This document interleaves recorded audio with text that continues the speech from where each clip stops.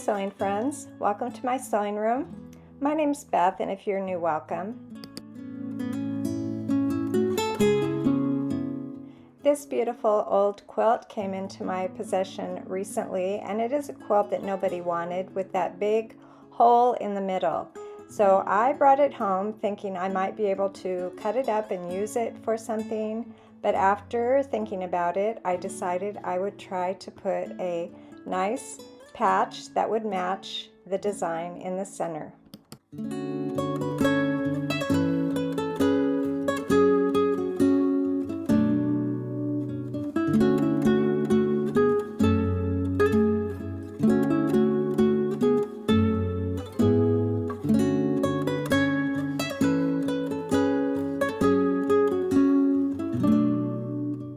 I designed a similar airplane block on a computer program called EQ8 that I use occasionally when writing patterns. I don't do a lot of pattern writing, but that is the program I use. And so I designed a block that was very similar, and I have some templates here that the program is able to sort of provide. After you design the block, the program gives you the templates that you need for the quilt block, and here I am. I've cut them out. They have the seam allowance, and there are a few pieces here that need to be repeated, so the program prints 2 of those templates, and I decided to just use one template and to put notes on the little pieces of paper, cut 1 or cut 2, and I will use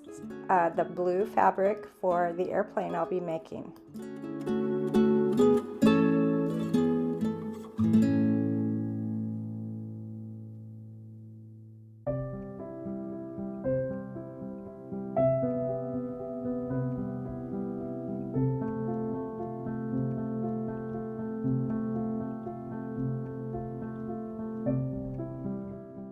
The quilt block that I designed is very similar to the quilt blocks in the quilt, just a little bit different, and it's a tiny bit bigger. I used the paper templates and I just laid them on top of my fabric, and then I put a ruler right over the template, and I'll be using my rotary blade to cut out my pieces.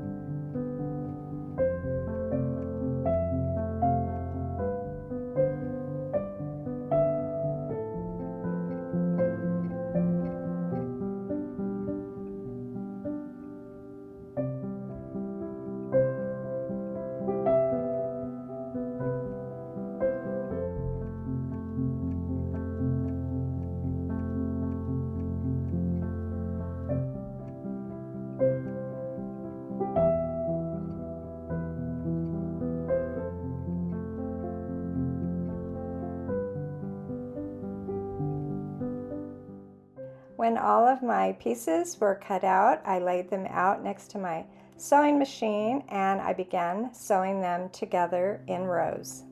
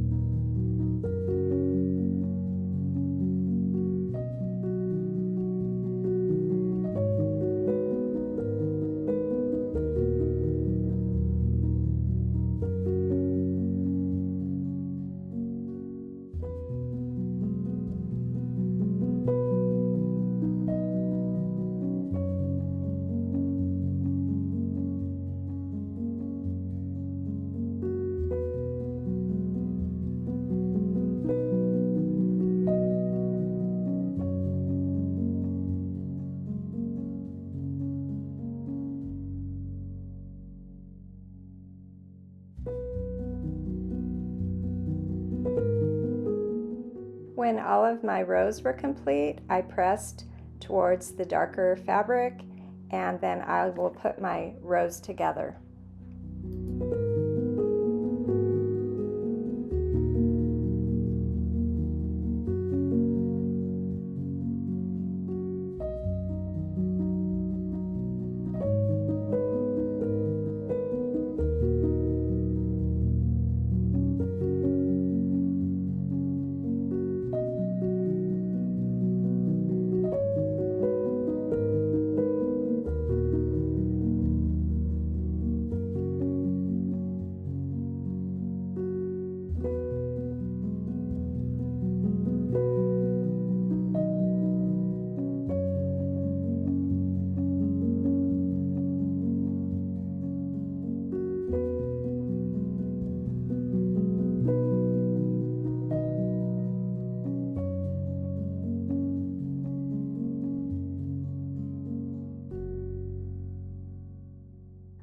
My sewing room in Texas does not have as many supplies as the sewing room in California. I'm sharing time between the two places, but I did happen to have a little piece of white cotton that had some adhesive on the back, which was great, some iron-on adhesive. So I cut some stars and I will be pressing them onto my quilt block.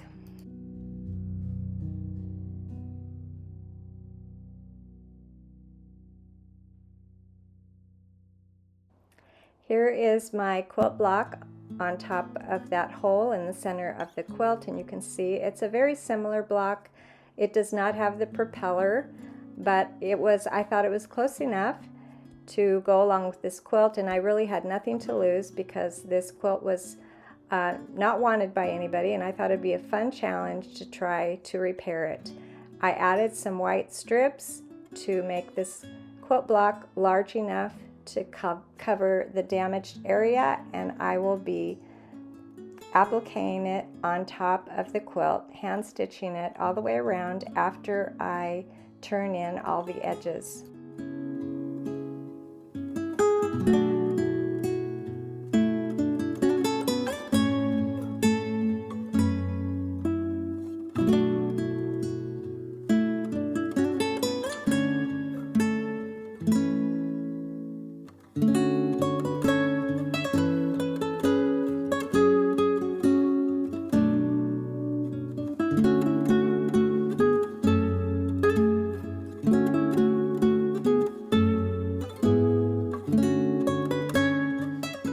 I just pinned the quilt block on top. Now I have not done any trimming behind, but after I applique this quilt block onto the quilt, I will be cutting away the damaged area behind.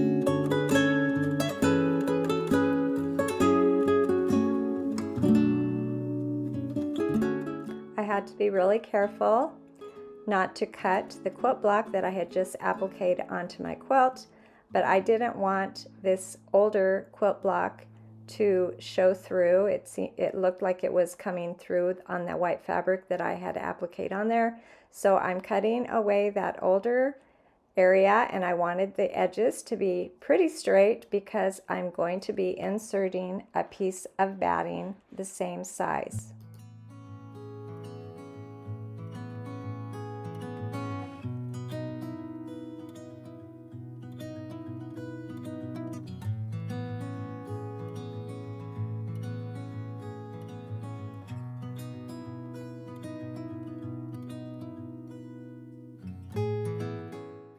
After getting the batting set in that open area, I cut another square, a white square or rectangle here, and it's just a little bit larger than the area that I had cut away. And again, I'm going to applique this white piece of fabric on the back of the quilt, covering that piece of batting that I added.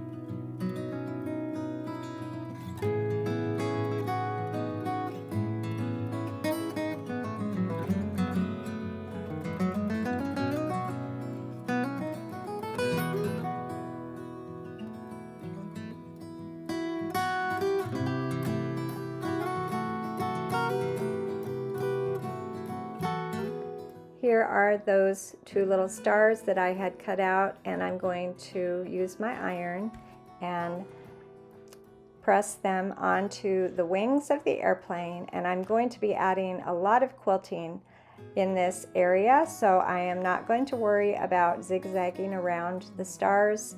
I think my quilting lines are going to keep those stars in place.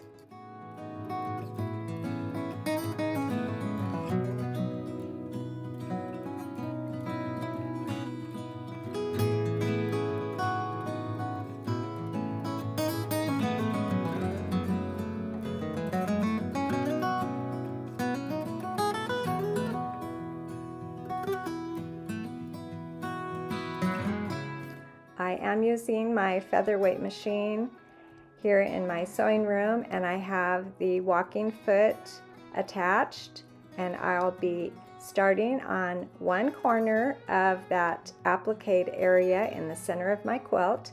And the quilter who made this quilt originally had quilted a lot of diagonal lines. There were some other designs as well, but I'm going to be quilting some diagonal lines all the way through this large quilt block, or this large patch in the center of my quilt.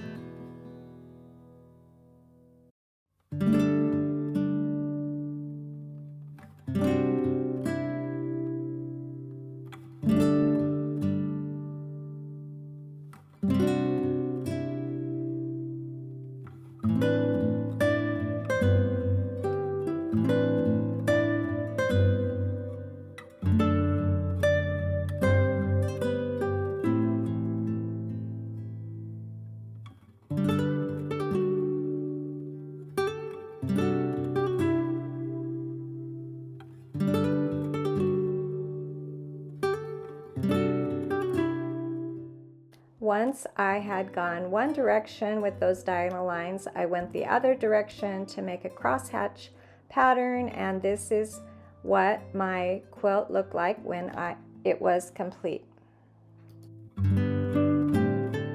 Here's the back of the quilt. You can tell that this is a newly quilted area, but I'm hoping over time that the quilting lines in both the older areas and the newer will kind of blend in.